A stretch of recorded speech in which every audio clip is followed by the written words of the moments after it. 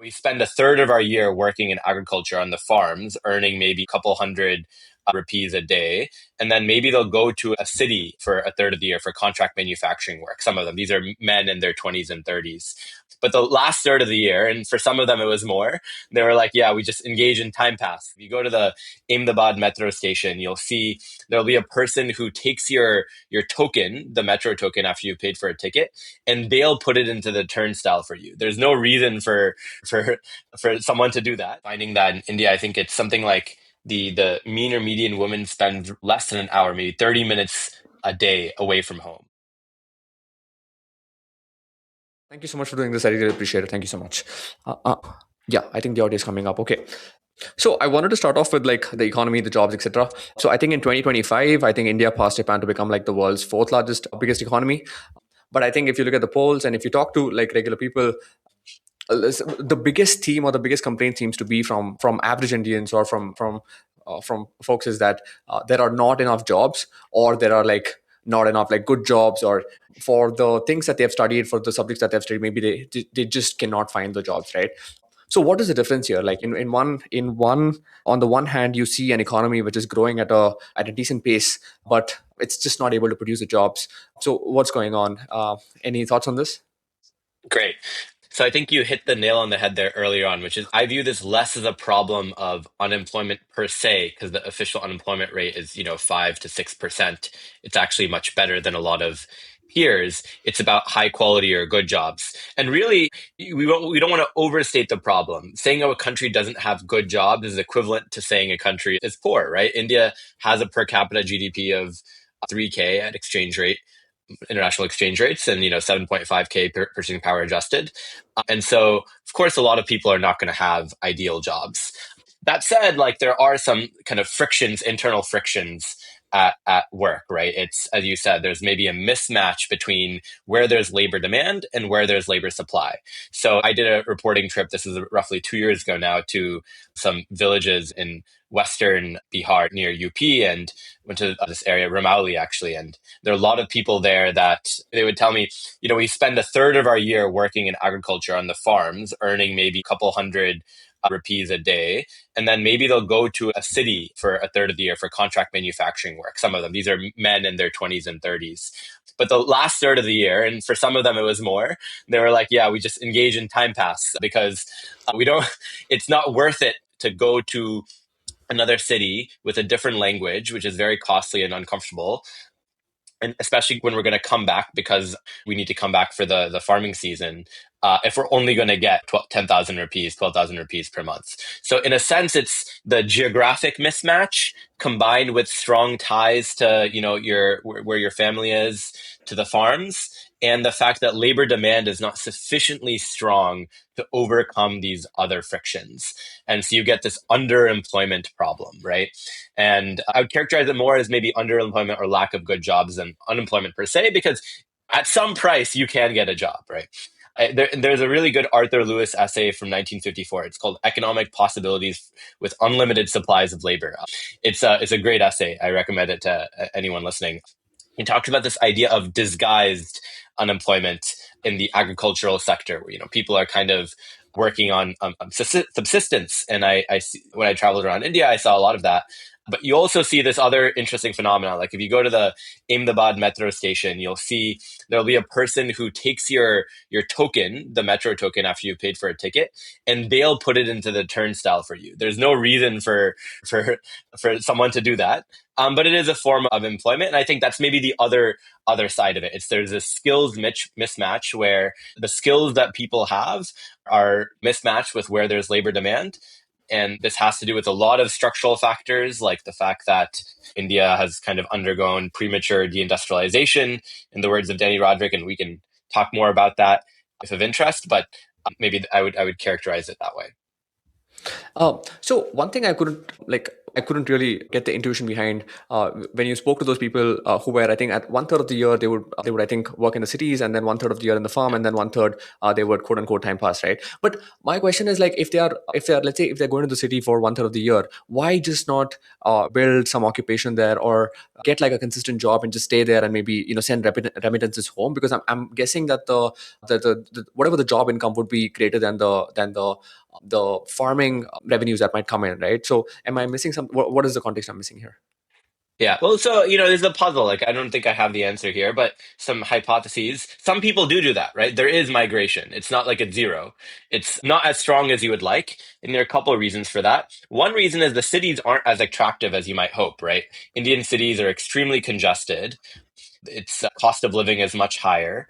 It's not as if India has a really smooth, planned urbanization that's well managed. I think this is a major thing that I tried to stress in my reporting was if you look at the governance of Indian cities, the third tier, if you will, a lot of cities don't actually have much power. The mayors are disempowered or aren't even elected in some cases. The municipal corporations, they have very little like formal de power. It's really the cities are run by their state governments. I think Bangalore is probably the best example. And so you get these kind of overgrown cities with a lot of congestion that in some ways cancels out a lot of the benefits of agglomeration that you normally would get. And so I think if you had better governance in cities and the state governments were willing to meaningfully devolve power and elections in cities actually mattered, you might get better governance and maybe you'd have better migration from the rural areas to the cities. That's one hypothesis. Another hypothesis is that the rural areas actually they have this kind of pull factor, right? Where your family still, maybe they own some land, maybe you have strong ties, and you don't want to leave them completely. And part of this has to do with land consolidation, land acquisition, right? So if there aren't well defined property rights in the rural areas, you kind of have to stay there at least part of the year to kind of maintain your squatters' rights.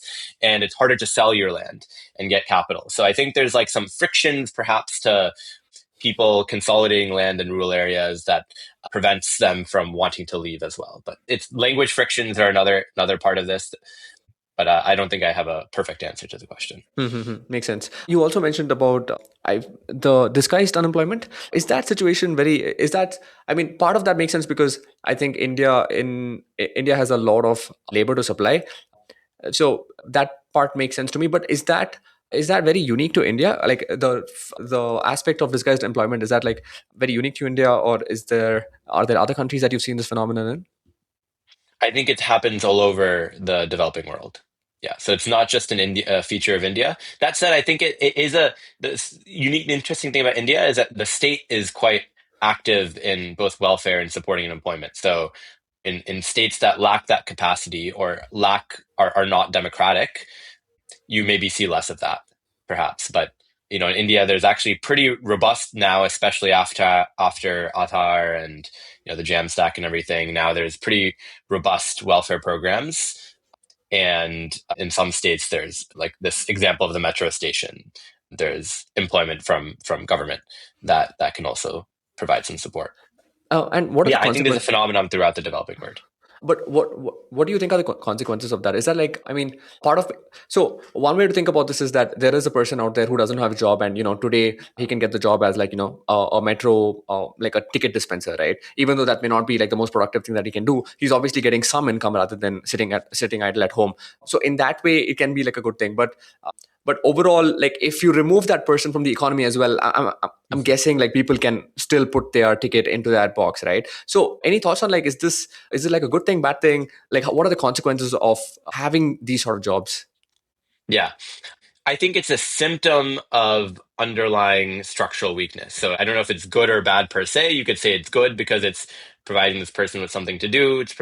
Money is flowing, but they're not actually contributing to real production of goods and services. As you said, if you remove that person, there wouldn't be any worse experience for the passenger. Yeah, so I think it's as India grows, it creates labor demand in other areas and improves, skilling, education. Hopefully, you'll see those types of jobs reduce in quantity, the kind of disguised unemployment. I do think there's a concern with AI that you have a jobless future and you'll need to have many jobs like this, and we can discuss that. But yeah, so I think you're right. It's a symptom of economic weakness, I think is the way I'd put it. Understood. You spoke about a specific term that I cannot recall. I think you said about de-industrialization of India. Could you walk us through what that means, and what did you have in mind? Yeah. So this is a term, premature deindustrialization, due to Danny Roderick, who's at Harvard Kennedy School. It's basically this idea that if you look at the East Asian tigers and China in the late 20th century, early 21st century for China, their growth was driven by manufacturing export booms. Korea, Taiwan, Japan, I guess Japan less so an Asian tiger, but and then China, their manufacturing share of GDP was quite large, 30 to 40%. And they tapped into global markets, a huge pools of labor moved from rural areas. It's this idea of farm to factory into kind of more semi-urban areas, into industrialization, and that both upgraded the skills of that population, it generated lots of foreign exchange, it boosted growth rates, led to foreign direct investment. But then, as manufacturing got more productive, more technologically intensive, it also got more automated. And so, manufacturing today simply employs far fewer people than it did maybe 30, 40 years ago. And second of all, China exists and China's not going away. So, China operates at such scale, and its the economies of scale are huge, and it's also so efficient, productive because it's highly roboticized and automated that even poorer countries, India's per capita wage is maybe 5 times less than China's, 5 to 6 times. Even with that advantage in labor costs, the scale and then automation of Chinese manufacturing means that it's still difficult to compete. So that's this notion of premature industrialization, where India's manufacturing share of GDP is, 12, 13, 15%, depending on, which numbers you're looking at. And so that's what the point means. And I think that the worry is this cuts off the standard pathway to getting rich. And manufacturing is quite unique because it's a good paying sector. It has a natural increase in productivity over time, as technology improves. And people with relatively low skills can work in manufacturing. So the question is, what's the next sector that, as a poor country, your population can move into and has these properties? And I think people are still looking for that.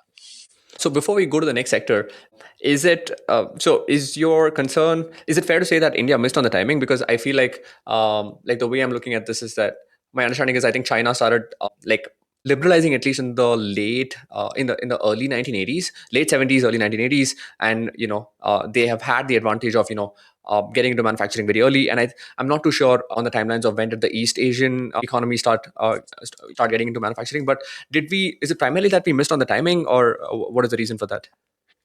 Yeah, so there are a number of factors here. So China, you would say Deng Xiaoping comes in power in 1978. Korea and others, Japan, etc. They're all post World War II, really. So it's the second half of 20th century. India liberalization 1991. So I think part of it is too late. I also think it's too little too late, where the liberalization was partial. And the other things are, the East Asian countries had a base of human capital that was actually quite strong. And you actually do need human capital even for manufacturing. It's kind of a myth that you don't. And so I think Uh, that's what another factor. what do you mean when you say you need human capital? What does that mean? Like basic Yeah, skills? Is it literacy? yeah, like some basic literacy, ability to, work in teams, ability to take instruction. All those things are, eventually some line workers will become managers, start their own businesses. There are all these factors that are generally helpful. And I think India's focus on elite education, but sort of not prioritizing mass education, ended up hurting it in this way. And now, of course, people recognize this, trying to change it. But I think that there's a bigger focus on mass education among the East Asian countries than India in the 20th century. So that's another explanation. And then a third would be, this kind of devolution idea. So if you look at China, for example, each city had quite a lot of autonomy. Like the mayor of Shanghai is, effectively running its own city state, and they'll compete with all the other city states on meeting growth targets, and that's how you get promotion under the CCP system. And that led to making the business environment much easier for foreign companies, for manufacturers. And that same process hasn't really happened in India. It's maybe happening at a state level in some way, right? You see some states like Tamil Nadu and Gujarat doing a good job of this. But why not now? Like, why cannot we? I understand. Like, obviously, I agree with the picture that you painted. That some of the many of these countries, or if not all of these countries, did see a lot of their per capita boom because of the manufacturing investment that they made. And but why cannot this happen? So India sees this, India recognizes this, and why cannot this happen right now? Yeah. So it's happening in some way. And so, we've talked about the challenges, but we shouldn't be totally pessimistic because, India is growing at 6, 7% a year. It's opened up. It's a fast growing major economy. A lot of indicators have improved and manufacturing exports are increasing. Whereas the most positive story I see is the electronics manufacturing that's happening in Tamil Nadu. People talk about Sri Parambadur, and that's real, right? Like you have, what is it, 25% of iPhones now being assembled there. And, there's this critique that people will make that, hey, there's not much value addition because it's just the final assembly. What about the components? And the components are starting to come too. It's not, it doesn't happen all at once. You have to wait. And so I think that is one of the success stories. And you do see, I visited some of the factories in Foxconn and Sriperumbudur, and there are people who come from all over India. People who come from Bihar, UP, everywhere else. Not as much as you'd like, maybe, but it does happen. And that's a positive story. But India is growing at 7%. The Asian tigers, Japan, China, they grew at 10 plus percent and for a very long period of time. And so this question is, what explains the gap? And that's your question. And I think it's this point about China exists at scale. And so there's economies of scale means production tends to concentrate, right? You would prefer to do the marginal unit of production in the Chinese factory rather than a factory somewhere else. So I think it makes it harder to compete. Number two is the automation point. So it's just less labor intensive, which means the spillovers, these externalities where you bring your population into factories, they learn a lot, and that catalyzes other positive benefits. That force is not as strong. And the third is, of course, the world is not globalizing the way it was in the late 20th century, early 2000s, right? America is putting up tariffs. Europe is not as protectionist as America, but not as trade friendly as even they were 20 years ago. And so there's just fewer markets to export into. Yeah, does feel like the window has closed there, but I mean, let's see what happens. I don't know if it's closed. I just think it's weaker. So it's like 7% is not bad. America only grew at 3%, 2 to 3% to get to where it's at today. This idea that you grow at 7 to 10% is historically unusual. This is like the Asian tigers in China are an anomaly in history, right? And so if India, I would argue, a more challenging country to grow with because, in terms of population, it's bigger. It's a much more diverse, heterogeneous population. It's a democracy. I actually think it's not doing too bad. What do you make of the? What do you think has been the impact of the China Plus One? A lot of companies, I think, are looking at least for a second home or a second place where they can have some manufacturing capabilities beyond China. What do you think has been the impact of that on India? And has it been a beneficiary?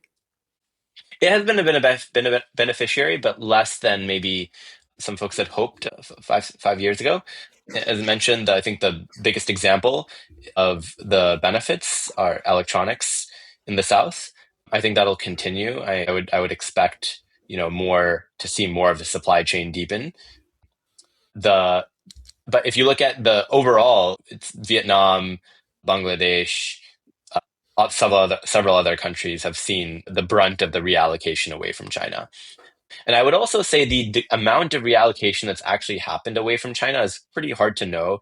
A few years ago, there was a Bank for International Settlements paper that showed that, yes, if you look at imports of final goods from China, from the United States, it has fallen quite a bit, but a lot of that is due to a lengthening of supply chains. Basically, like a lot of the early steps of supply chain are still happening in China. It's just that more of the assembly is happening in other countries, and parts are kind of flowing through other countries and then making their way to the West and to the United States. And so China's share in total value add hadn't actually fallen as much as the headline trade figures would suggest to you. And so I think there's a bit of that that's happening as well. I want to take a tangent here in the sense that I'm not too sure if this is related, but why do you think India missed out on this? In the sense that the way I'm looking at it is, I think we could see that South Korea did. I think China, India, South Korea, Vietnam, etc. I think had similar per capita incomes, or at least had similar per capita incomes at some point in history after World War II. And I think we could see, or at least the leaders could see that there are countries like South Korea, China, etc., who went on from a very small base to larger per capita income base. Why do you think they refused or learn the lessons of what they were kind of doing, and try to even though whatever they were doing in India was not working? Why do you think we completely missed out on this train?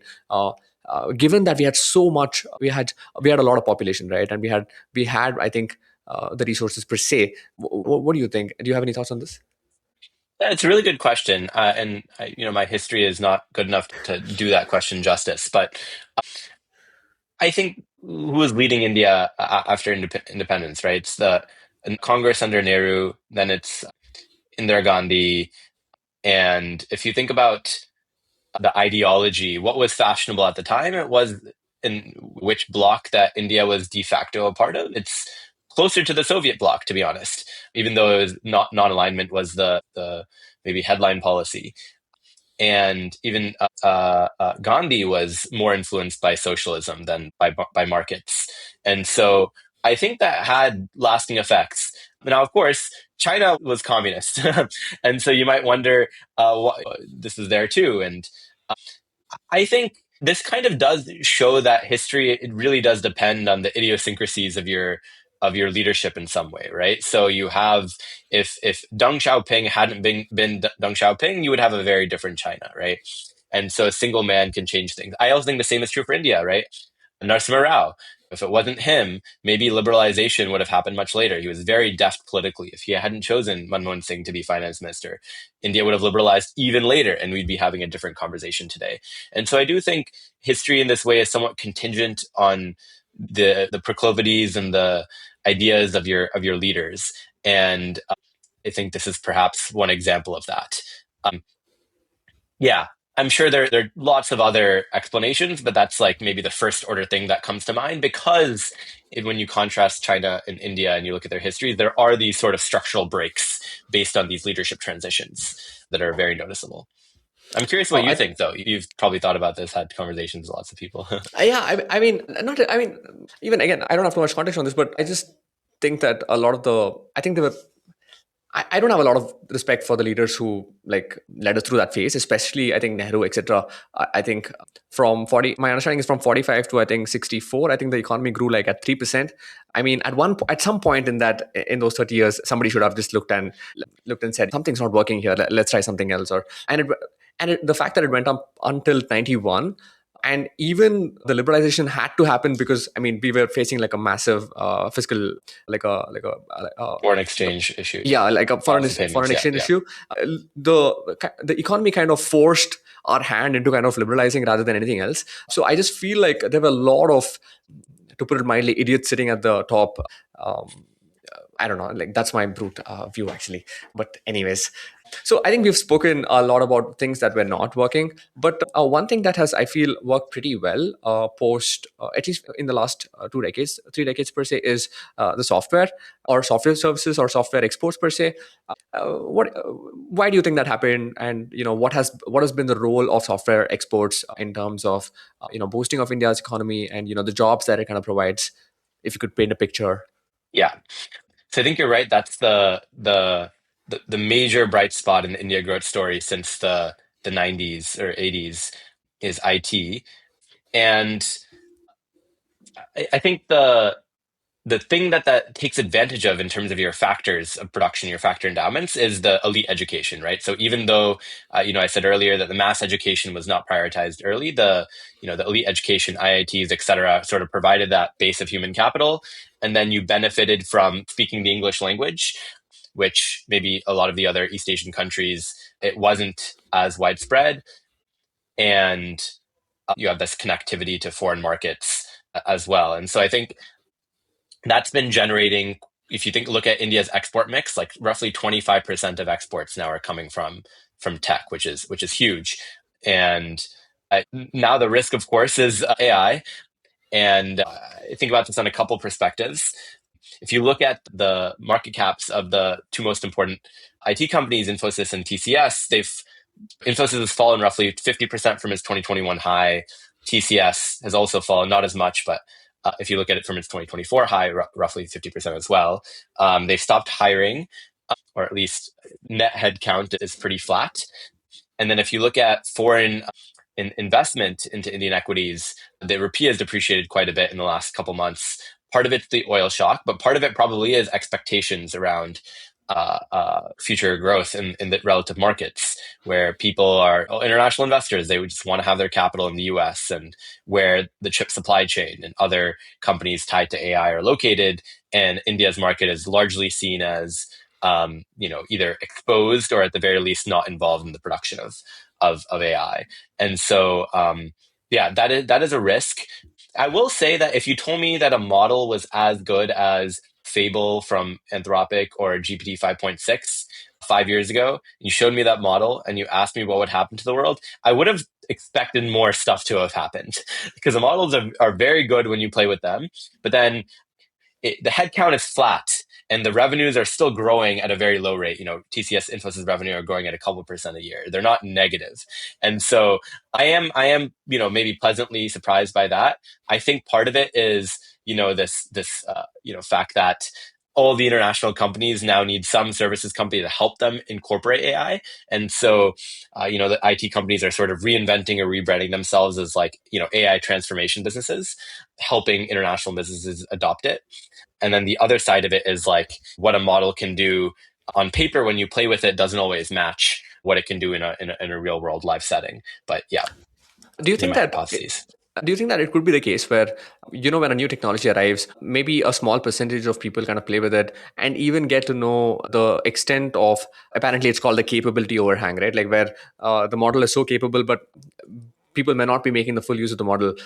Do you think there might be a time where a lot of people just at once realize all the things that probably could be done, and maybe there's like a lot of people lose their job like at once, like it's all lala till a point, and then everybody realizes like all the things that it's possible, and then suddenly there's, is that plausible at all? You're wondering if there's like a threshold of capabilities at which adoption suddenly jumps and automation suddenly jumps.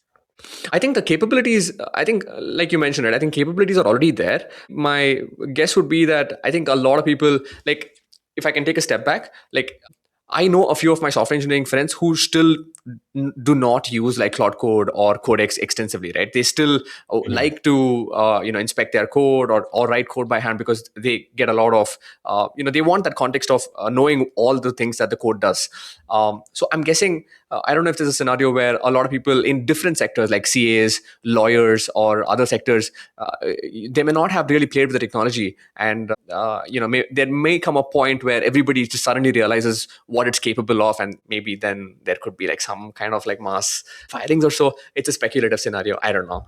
Yeah, that's interesting. I think I tend to think of that type of diffusion as you have to learn by playing with something, and then you have to reorganize your business around a new type of production. There's that classic example of factory electrification where you needed to sort of rebuild the factory floor entirely to get the benefits of electrification. It didn't happen overnight, and so there are all these complementary innovations that have to happen.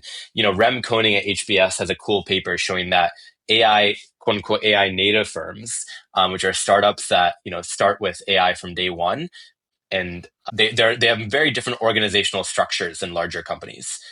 They're much flatter, they're more technical, and they tend to be much more productive, much higher revenue per employee.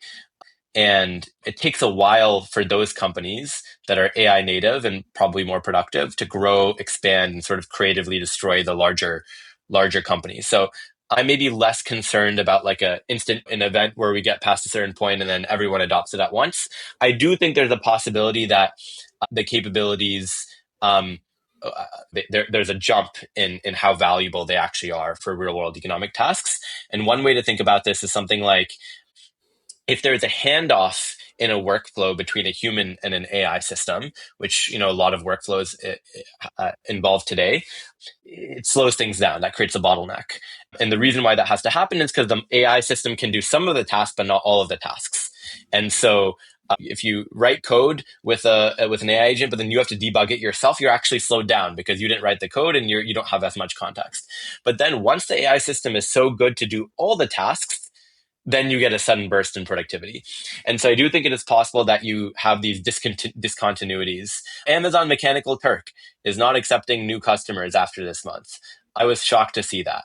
And it might be because everyone's using AI on the other end, so the customer experience is no longer good. It might be because they project demand to be low. Though it's a little odd they would stop new customers then. But anyway, basically the point is for these types of remote short time horizon tasks, I do think they've already been somewhat disrupted, and it'll just continue along the kind of ladder of complexity and time horizon. Yeah. I want to take one tangent here because I'm worried I'll forget to ask this later on. You're a writer. What kind of do you at all use AI during your writing? If at all, where so? How do you use it? What tools do you use? Yeah, I use it a lot. Less so for writing, more for coding. Like now I don't write any code anymore. It's just all Codex. Sometimes I'll open up a notebook because I want to play with the data myself, sort of feel the data myself, but everything else I'm just using coding agents. I actually use Codex, not Claude Code. I've tried both and I actually prefer Codex. In writing, I mostly just use it for editing. So I will write a draft, and then I have several prompts I use for getting feedback on my writing. So things like structure, things like word choice. Am I using surprising language? Is the outline structure of my writing clear? Do I have a clear thesis? And I have all these things that if I were an editor, I'd be looking for when I write, when I edit someone else's writing. And then I just ask the model to do that for me as a first pass. And it's actually quite helpful. I never regret asking AI for advice on the writing, and also for when you're stuck on an idea, the kind of brainstorming phase. Though for that, I do find talking to human experts who I really trust, friends who are at the frontier of a particular field, they're that at least for now, there's no substitute. But then for the kind of more mechanical copy edit type stuff, I find the models quite useful. But I generally think AI is there's a huge risk with writing, which is like you sound like other people and you just become less interesting. Like Substack just rolled out a new pangram detection tool. So now in Substack, if you're reading a blog post, you can see. Well, I don't know if they've launched it yet, but you'll be able to see, what percent of it was written with AI, and I think that's because people have this aversion to Claude Flop or whatever. They want to feel read about what the true human experience was. And so I think I worry about some writers using it too much. I want to come back to AI. I think there's a bit to explore here, but I want to finish the thread that we started on the software export. Yeah. Yeah. My concern with is it fair to say that is it fair to say that even though India has been very successful with exports of software, and I think I'm not sure if India currently is the leading exporter of software services, but at one point it definitely was. It does not create a lot of jobs, and so is that like a concern? And what are the implications of that? Even though it makes a lot of money, it may not really create a lot of labor, lot of jobs per se. Yeah, so I would say probably US would have been the largest exporter of software in general. Maybe for like IT or back office support, India was or is the largest. But in the data, it's very hard to actually split these out to know the difference between like back office software, IT tech support, and exporting IP intensive like Microsoft licenses, Excel or whatever. But yeah, you're right. It is obviously a very meaningful part of the global economy in terms of software exports. And so your questions about labor intensity, I think you're right. It's something like maybe if you add up the startup sector, the IT companies, all these global capability centers, which I think are actually really important, these foreign companies setting up their new offices in India, like Microsoft India, you get to 10 million people or something, give or take. 10 million people in a country of 1.4 billion people. Now, if you think those 10 million people, they're earning good wages. And so maybe I've seen various estimates based on their spending domestically, you create three, four, five quote unquote spillover jobs that are of reasonable quality. So you get to 50 million if you're optimistic. That's still quite small. So I think I broadly agree with your point that um, software alone is not going to, yeah. Sorry, what is a spillover job? Oh, so it would be something like, an engineer working at Microsoft India, and then they spend a lot of money on all the different domestic consumption. So restaurants and going to the movies and ordering food and everything else, right? So you have this services, in-person services, non-tradable services sector that kind of rises alongside the exporting sector. That's what I would call a spillover job. And so it's small in quantity. And that's why even though software exports are quite large and growing, or have been, that didn't increase the growth rate past 7% to 10%. So one is also, this might be slight of a tangent, which is even though India has been a large exporter of services, we have really not succeeded in creating, let's say, the Googles and the Amazons of the world. Um, Mhm. does that take like a different DNA? Because we know we have the talent. A lot of Indian engineers or Indian Americans do really well in the US. So any thoughts on that? Yeah, no, it's a great point. And if you look at, like, for example, the American economy, in a way, it's kind of like this growth model, right? You have these massive exporting services sectors, technology, financial services, and that's what's really driving the US economy globally, generating foreign exchange, et cetera. And then everything else is like the spillover jobs, if you will. And so the reason why that works in an economy like America is because these jobs are super productive. They're IP intensive, and you're capturing most of the value that you're creating. Like, compare Apple's market capitalization, what is it now, 4 trillion, with like Foxconn, which I don't have the number at the top of my head, but it's definitely on the order of, maybe 100 billion or 200 billion or Yeah. something. And so is Apple more important for the iPhone, or is Foxconn? Well, in terms of market pricing, it's Apple, right? So I think, to your point about, you have to build companies that export products where you own the IP, you own the brand, and that's how you generate true value addition. And why has India struggled in that? I think, part of this is just time, right? It's still relatively poor economy in per capita terms, and it takes time to get to the global frontier. But I think the second thing is there's something of an economy of scale with, in terms of the production of software and IP intensive new products, where it does tend to cluster in particular regions of the world. All of AI is happening out of Silicon Valley now, for the most part. Of course, China also formidable competitor, but it's really, you have these two sources of software innovation. You have the United States and you have China. And part of the reason why China is a competitor, they've kind of walled themselves off from the rest of the world for a long period of time. So you have the US internet, you have the Chinese internet, and then you have nothing else. And if you look at many of the top people from India and Bangalore in tech, they don't stay. They go to the United States. And that's maybe slowly changing, and there's some signs of that. But yeah, like venture capital in India, if you look at Sequoia India, for example, they recently pulled out. Why? I think they overestimated the total addressable market, the TAM in India, because they thought that India was going to build like a Facebook for India, a Google for India. But it turned out that India was just going to adopt America's Facebook and America's Google. So if you're an English speaking market with your top end consumers are pretty integrated in the global markets, then they're just going to adopt the foreign company rather than the domestic substitute. And what that means is you can't just replicate what's happening in another country and expect it to have a big TAM. You actually have to produce something genuinely new and export it and actually win in the US. So once we start seeing Indian companies that can move into the US and actually win, that's basically what's going to be needed for this to happen. In your travels, did you see anything regarding we spoke about labor market, we spoke about jobs, but one component which I think is very important for the nation to succeed as a whole is both other, at least for a very poor country, is both the men and the women should be working, or at least there should be like a high participation of both in the labor force. Any one is, can you opine on why there is like a low female labor participation in India, in one, and any experiences from your travel as well, like as to why women may not really want to work, or anything of that sort. This is very complex and sort of out of my expertise. So, but I can speculate, but I'll keep it short. I think there's sort of a deep rooted cultural conservatism that India has, and frankly, many countries have had.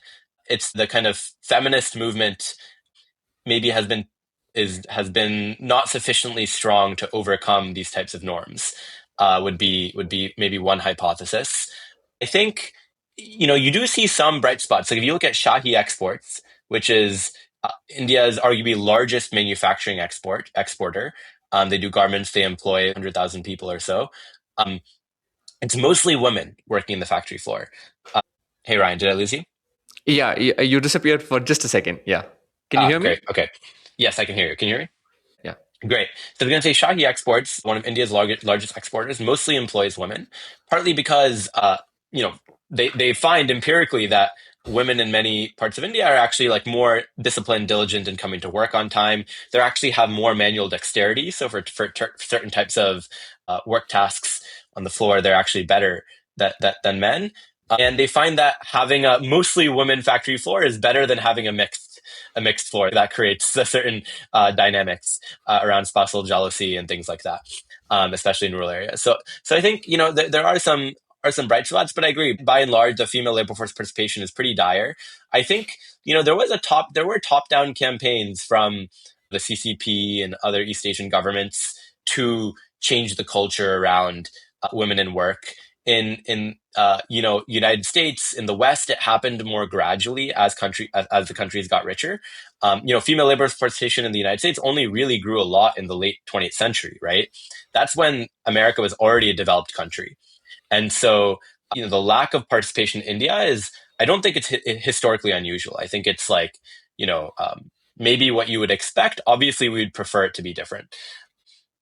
That's about all the thoughts I have on that. Yeah, I'm so sorry to kind of push you on that. No, no, no. I don't know. Do you have a view on it? On female labor participation, yeah, I mean, not really. The social component obviously seems like a factor. Like maybe there is a stigma. One is there's obviously some amount of stigma that women probably socially it may seem a little off that women when a woman goes to work, maybe there is some stigma associated in it, especially maybe in rural areas as opposed to cities. But I think there is also a trend that a lot of women who are educated as well, I think they end up don't not participating in the labor force. So that aspect, even I'm not very clear. So that is confusing to me as well. Yeah. I do have an economist in the future, like maybe a couple of weeks from now, who I'm doing an episode with. So those are the kind of themes I'm looking to explore. But even I'm kind of confused actually.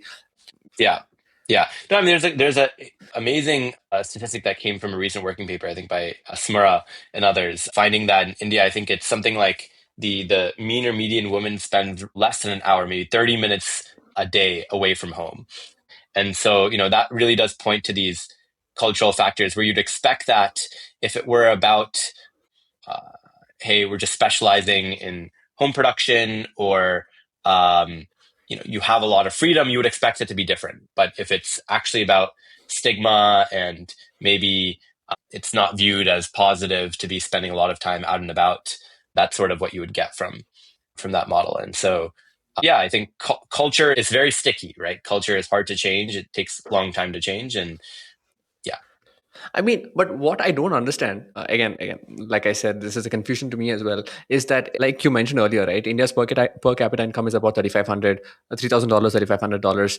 That is the average per capita income. So if you look at the bottom, I don't know, 50% of the households in India, that number would be even lower, right? Maybe $1,000, $1,500, etc. So at that level, I would assume that you would be ready to sacrifice any cultural stigma, etc., to put food on the table, right, or to move up in social mobility. So that's the aspect I'm completely confused about. So yeah, again, it's yeah. an unknown. Also, at that level of income, as far as I'm aware, women are participating in productive activity. It just might be non-market, might not be recorded, right? They're doing childcare, they're taking care of the house. There's a lot of labor-intensive tasks required there at that level of income, particularly in rural areas. So, yeah, I don't think it's the case that women in rural India are sitting on their phones doing nothing any more than the men are. I think they're probably doing many things that are valuable for their families. It's just not the type of productive market work that might get recorded. Understood.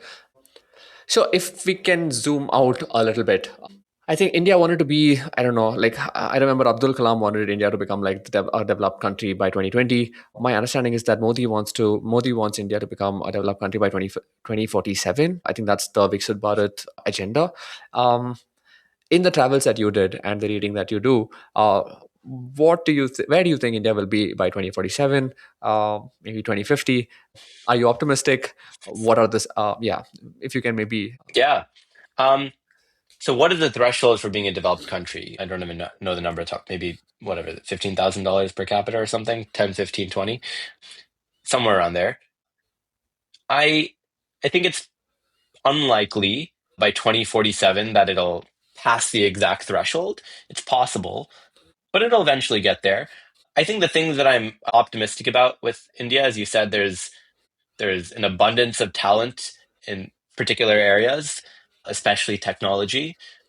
And I think more recently, in the past couple decades, there's more of an elite consensus around the value of markets, of competition, of growth itself, which wasn't always the case. Like having a culture of growth itself, and the belief that hey, we can actually build something or change institutions or do something that improves things, is improvement mentality. You know, is not always there in societies and hasn't always been there throughout history. That's what Joel Mokyr, last year's Nobel laureate, will show. And I did feel that traveling around India, especially in particular cities like Bangalore. So that's fundamentally makes me optimistic. And then you do see improvements, massive improvements on infrastructure, right? You see the capital expenditure on improving roads, ports, bridges, etc., is huge. Digital infrastructure is much improved. These are sort of the foundations, the building blocks of growth. The capital markets are in a significantly better position today than they were a decade ago, when people were calling India as part of the fragile five, balance of payments, foreign exchange crises. Now you have a pretty healthy financial sector. It's possible to get credit at a much lower interest rate than then. Yeah, these are all the building blocks, and so I think that's why I think the 6 to 7% feels feel I'm positive on it. I do think, back to the AI conversation, that is the sort of looming question. And I kind of go back and forth on this because, on one hand, as a share of the overall economy, even though IT exports are 20 25% of IT is about 20 25% of exports. India doesn't export that much, and so the share of the overall economy, it's actually not that big.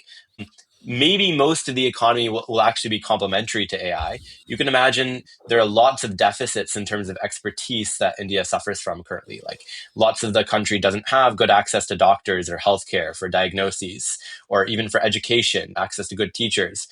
That's AI is an amazing teacher. It can be an amazing doctor for certain types of conditions, and so you can imagine that this actually could be a huge boon to economic growth. Like fundamentally, right? Like what is growth? It's developing new capabilities, it's solving new problems.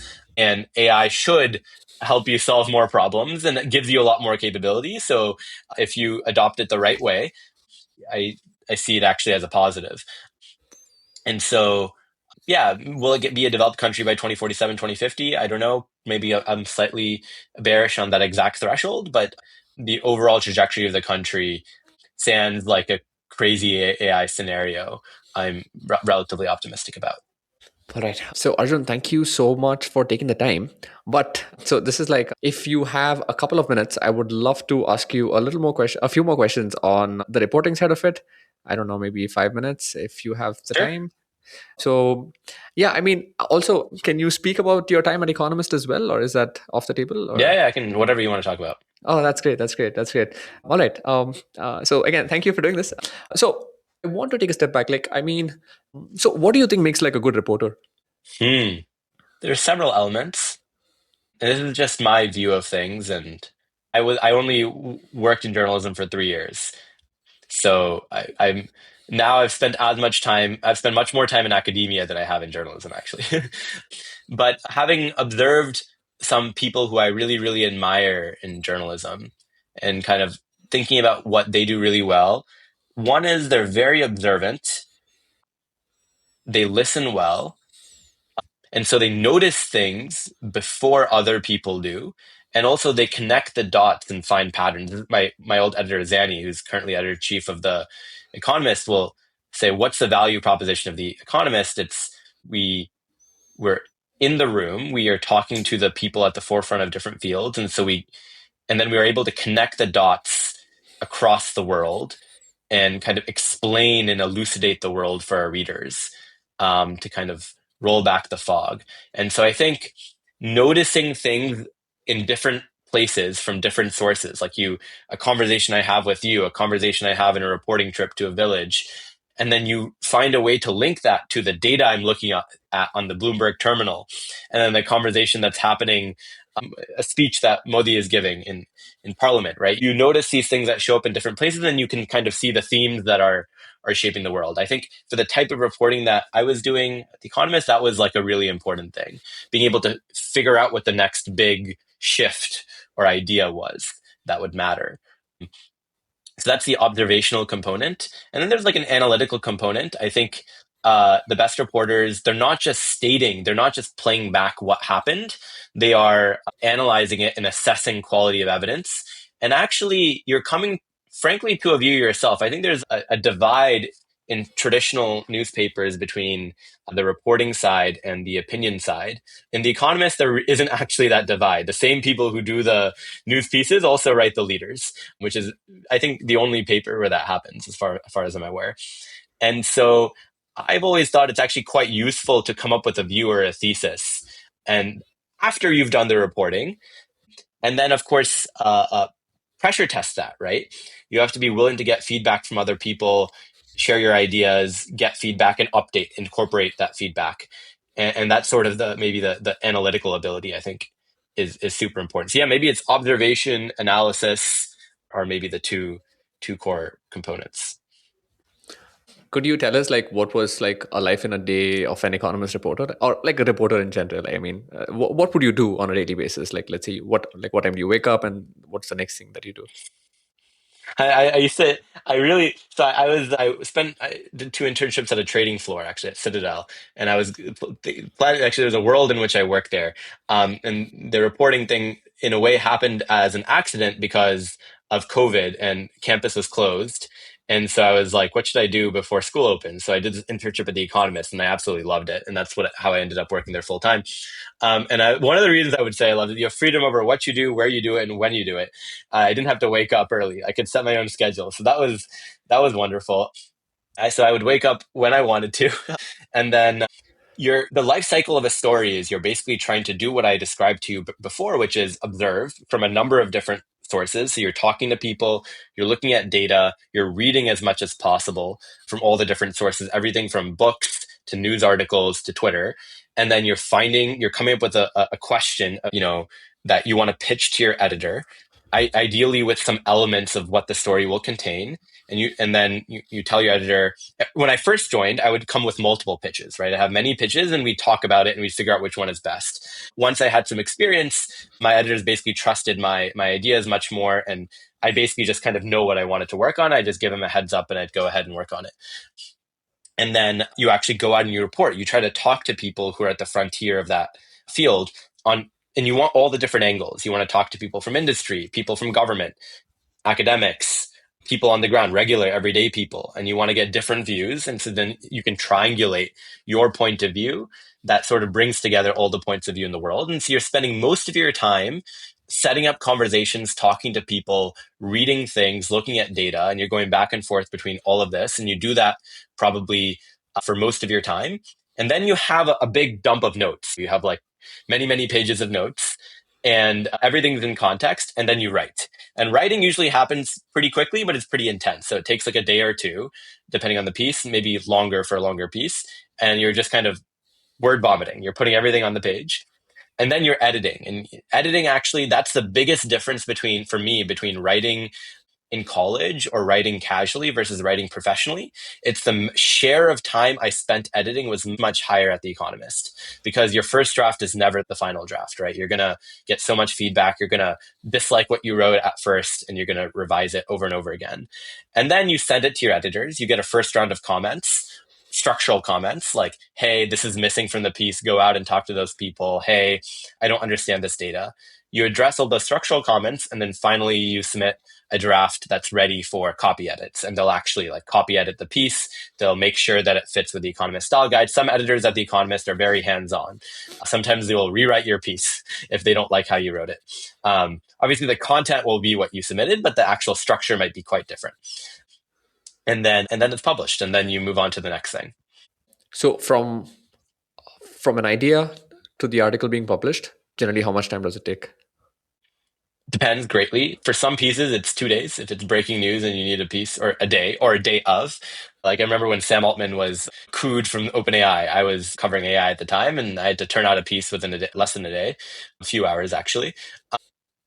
Other times, the special report and cover story I wrote on India's economy before the election with Tom Easton, we took 2 months to write that. So, and I didn't write anything else during those 2 months. So it's, a huge spectrum. So one thing I did notice while reading the article, the special report, I think you get to meet a lot of a lot of people who are quote unquote elite or in very high places, so to speak. How does that happen? Like, I mean, does the magazine kind of connect it for you, or like how does that work? Because, yeah.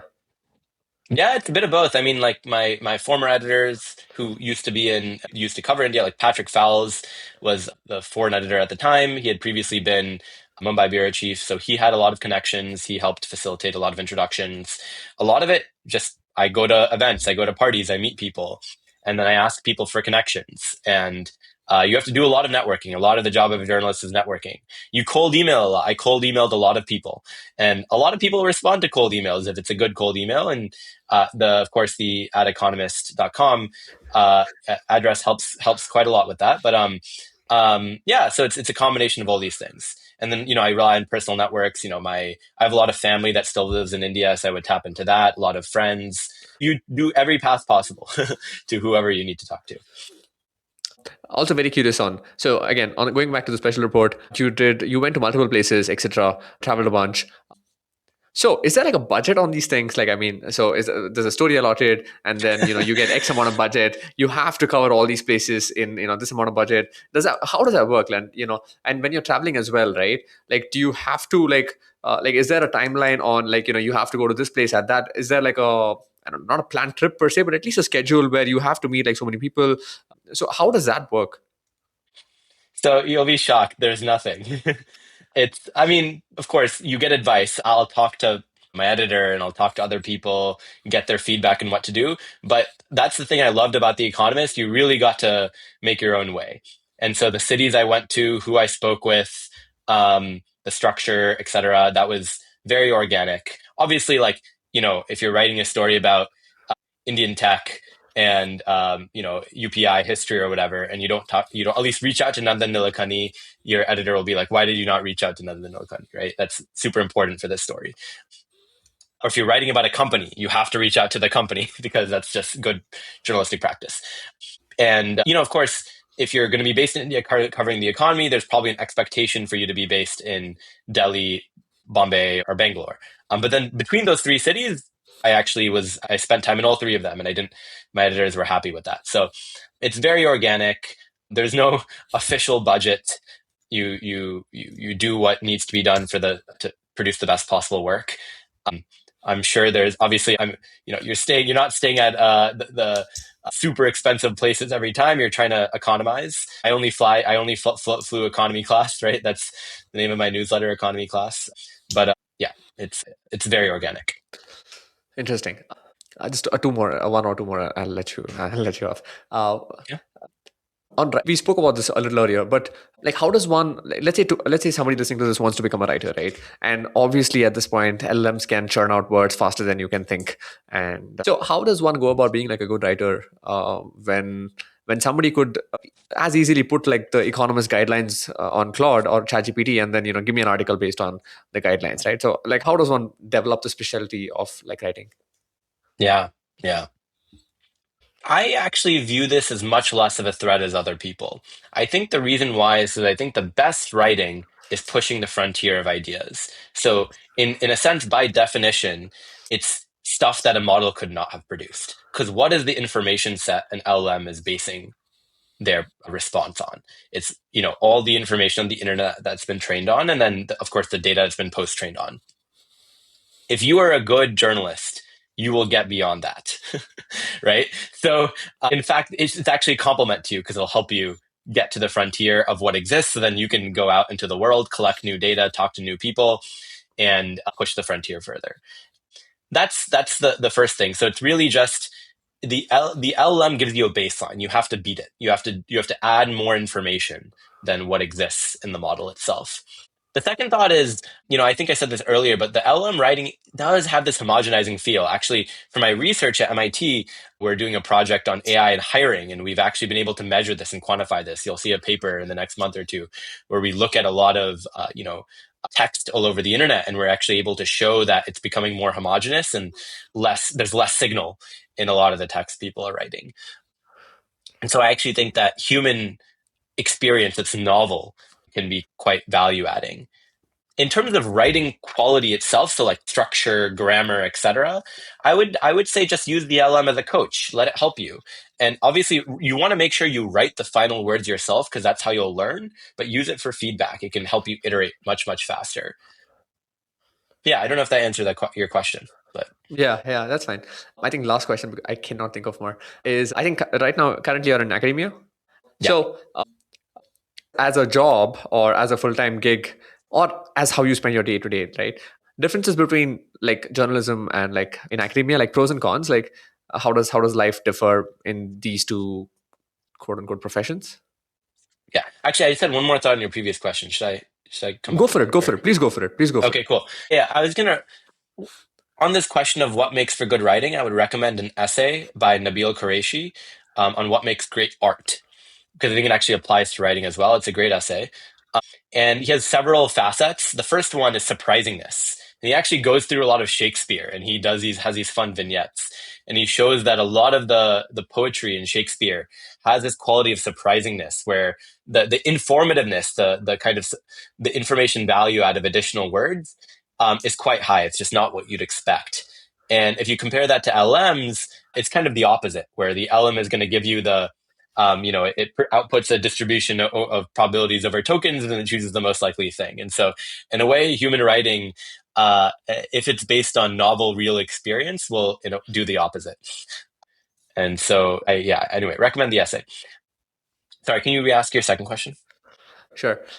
Yeah, So I just want to understand, because you're in academia right now, I wanted to understand like what are the differences between like being a journalist and like working in academia? Like in terms of like job, what are the pros and the cons? What do you miss doing while you were a journalist, and just a flavor of the differences between these two professions, maybe.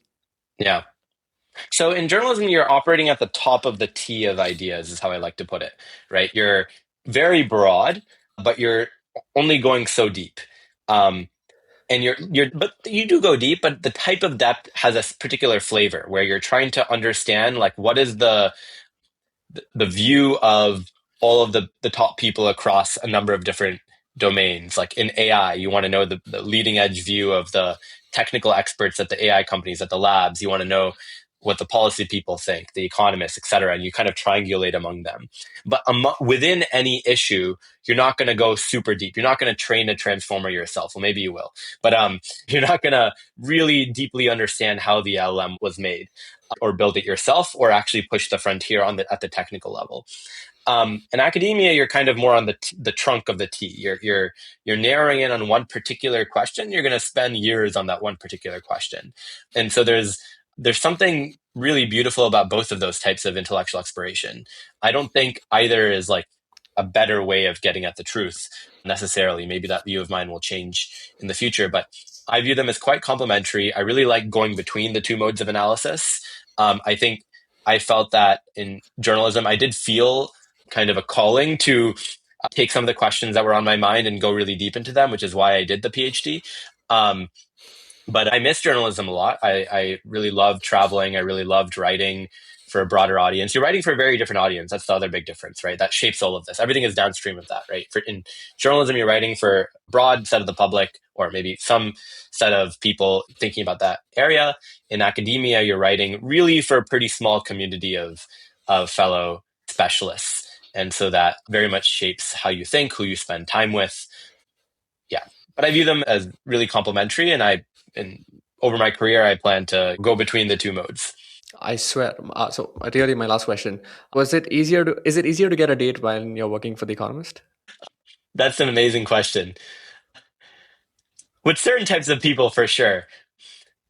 But dating scene in Boston is great. So things are good. Acha. Okay. Thank you so much, Arjun. Thank you for taking the time.